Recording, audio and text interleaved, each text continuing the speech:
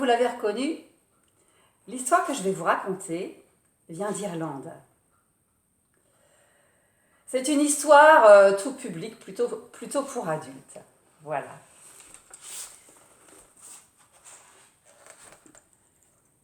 En Irlande, à cette époque lointaine, vivait un homme nommé Brian. Brian O'Connor, un nom typiquement irlandais. Brian était chaumier. Ça veut dire qu'il réparait des toits de chaume et qu'il faisait aussi des toits de chaume pour toutes ces belles petites maisons irlandaises que vous imaginez. Et pour cela, Brian, il avait besoin de roseaux, beaucoup de roseaux. Alors, tout autour de chez lui, il y avait des marais, et il y avait beaucoup de roseaux. Mais une année, il vient à en manquer. Et puis, il n'a pas le choix, il faut bien qu'il ait des roseaux pour faire son métier. Il sait où il y en a. C'est dans un marais distant de chez lui de quelques lieues, c'est-à-dire quelques heures. Bon, ça, c'est pas un problème. Non, le problème, c'est que ce marais a une réputation terrible. Tous les gens qui y sont allés ont rapporté qu'il y avait là-bas des phénomènes surnaturels, des choses même effrayantes qui s'y passaient. Alors personne n'a envie d'y aller, et encore moins Brian. Mais il n'a pas le choix, c'est son métier chaumier, alors il faut bien qu'il aille cueillir des roseaux. Donc il décide d'y aller. Sa femme lui prépare un panier de victuailles, il prend sa faux, une corde, et puis il s'en va. Quand il arrive là-bas, quelques heures après, dans les histoires ça va toujours plus vite, quand il arrive là-bas, il est encore en forme. Alors très rapidement, hop, il coupe son roseau, il en fait un gros tas. Mais à ce moment-là, le brouillard se met à tomber. Un brouillard assez dense. Alors il se dit que c'est pas grave. Il s'installe pour manger. Il prend son panier, il déballe ses victuailles. Et là, il ne voit même pas le bout de ses doigts. L'angoisse monte, il se lève, il prend son panier, il prend sa faux. Il essaie de s'orienter dans cette purée de pois. Et là, il voit, il distingue, il pense que c'est une petite lumière. Alors, en titubant, en faisant attention à chaque pas de ne pas tomber, tout doucement, à tâtons, il s'approche. C'est une longère. Et c'est de cette longère que vient la lumière. La porte est ouverte. Il passe la tête. Il y a un vieux et une vieille assis à côté d'une cheminée. La vieille l'a vu. « Entre, Brian, entre !» Elle connaît son nom. Brian entre, il s'assied entre le vieux et la vieille et ils commencent à discuter. Au bout d'un moment, la vieille lui dit « Hé Brian, tu pourrais pas nous raconter une petite histoire ?» Une histoire ? Bah, s'il y a bien quelque chose que je ne sais pas faire, c'est raconter des histoires. Non, je sais pas. Mais si, t'as bien une petite histoire à nous raconter. La vieille insiste, Brian continue de dire que non, il ne sait pas raconter d'histoire. Alors, elle fait un clin d'œil à son mari et elle dit à Brian, bon, puisque tu es ici, tu vas bien nous rendre un petit service. Ah oui, tout ce que vous voulez. Je ne sais pas raconter d'histoire, mais rendre des services, ça je veux bien. Va donc nous chercher un peu d'eau au puits, dit la vieille. Brian sort, il prend le seau, il s'approche du puits, il pose le puits sur la margelle, il l'accroche, il le descend au fond du puits, il le remonte, plein d'eau, et il le pose sur la margelle pour qu'il s'égoutte. À ce moment-là, une Une bourrasque de vent emporte Brian dans tous les sens. Il est ballotté de droite et de gauche dans la tourmente. Il ne sait plus où il est. Et hop, il est reposé au sol. Il n'y a plus le puits, il n'y a plus le seau, il n'y a plus la maison. Brian essaie de s'orienter. Là, il aperçoit une lumière. Il s'approche. C'est une maison encore toute en longueur, plus grande que la première. De la lumière vient de l'intérieur. Il passe la tête à travers la porte. C'est une veillée funèbre. Il y a un lit. Sur le lit, un mort est allongé, les mains croisées sur la poitrine. D'un côté, une rangée d'hommes assis. Ils sont habillés tout en noir. De l'autre côté, une autre rangée d'hommes. Et de ce côté-là, la cheminée, avec assise à côté une fille brune, aux cheveux longs frisés. Elle l'a vue, elle l'appelle. « Entre, Brian, entre !» Elle aussi, elle connaît mon nom. Brian entre, il s'assied à côté de la fille. À ce moment-là, un homme qui faisait partie de l'assemblée se lève. C'est un géant avec une barbe rousse, un vrai Irlandais costaud. Il se met à dire « Bon, c'est pas tout ça, hein, mais c'est funèbre cette veillée. Il faudrait faire venir un musicien pour nous faire guincher. » Il s'adresse à la fille, il dit « Va donc nous chercher un musicien. »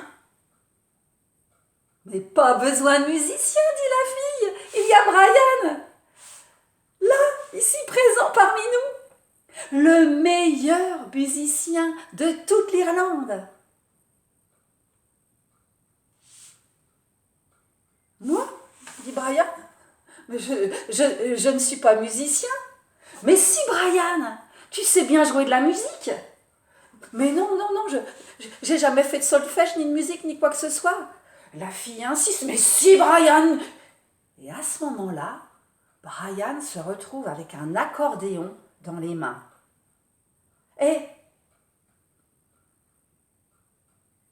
petit à petit, ses doigts appuient sur les touches.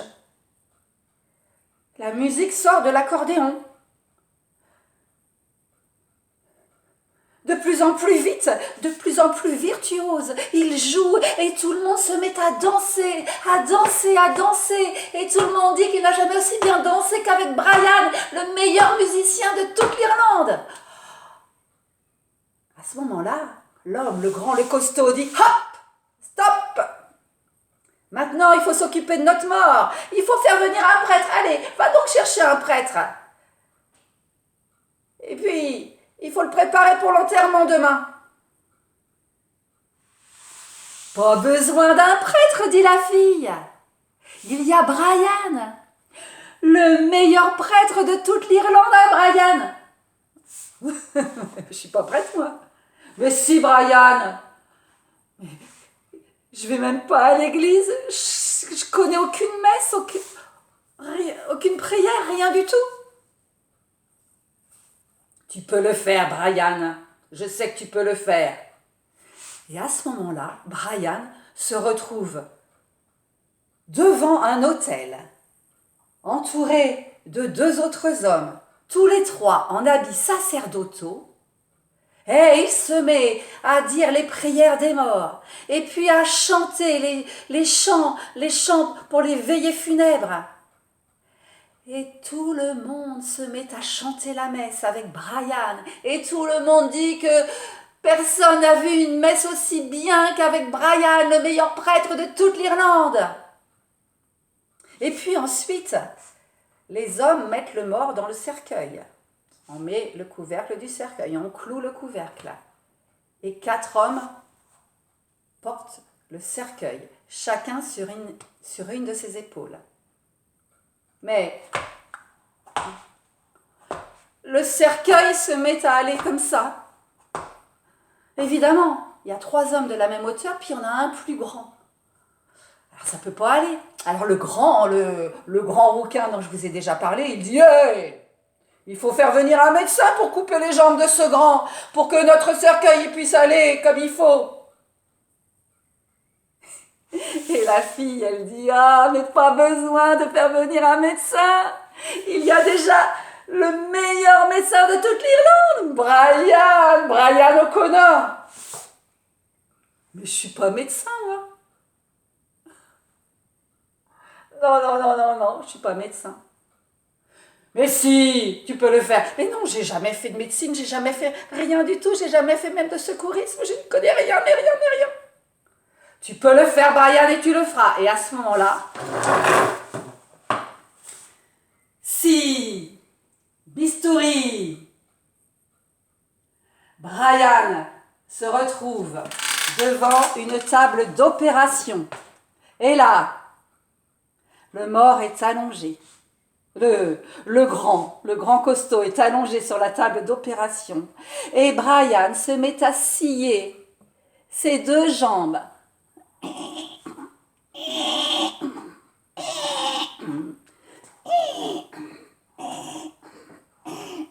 Et ensuite, il recolle les morceaux. Et il coud tout ça. Et hop. Et puis, il remet l'homme debout. Et l'homme, à son tour, vient porter le cercueil. Et tous les quatre maintenant sont à la même hauteur. Et ils emmènent le cercueil vers le cimetière. Et hop, tranquillement. Il y a les quatre hommes avec le cercueil, suivis de Brian et suivis de toutes les autres personnes qui suivent derrière. Mais quand ils arrivent devant le cimetière, ils se retrouvent devant un mur sans porte. Ça alors le premier homme passe par-dessus le mur du cimetière, puis le second, puis hop, il passe le cercueil par-dessus le mur, et puis le troisième et le quatrième homme arrivent. Et à ce moment-là, Brian se trouve emporté par le vent dans tous les sens. Et hop, il se trouve tourneboulé dans l'air. Et puis, pouf, le voilà retourné sur ses deux pieds. À côté du puits, vous savez le puits de tout à l'heure. Sur le puits, il y a encore son seau qui a à peine fini de s'égoutter. Alors Brian prend le seau, il rentre dans la maison. Il y a toujours le vieux et la vieille qui sont là. Et la vieille qui l'interpelle. Ah, mais te voilà, Brian! Maintenant, tu vas pouvoir nous raconter l'histoire.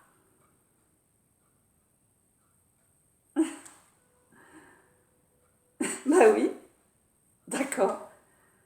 Je vous raconte mon histoire.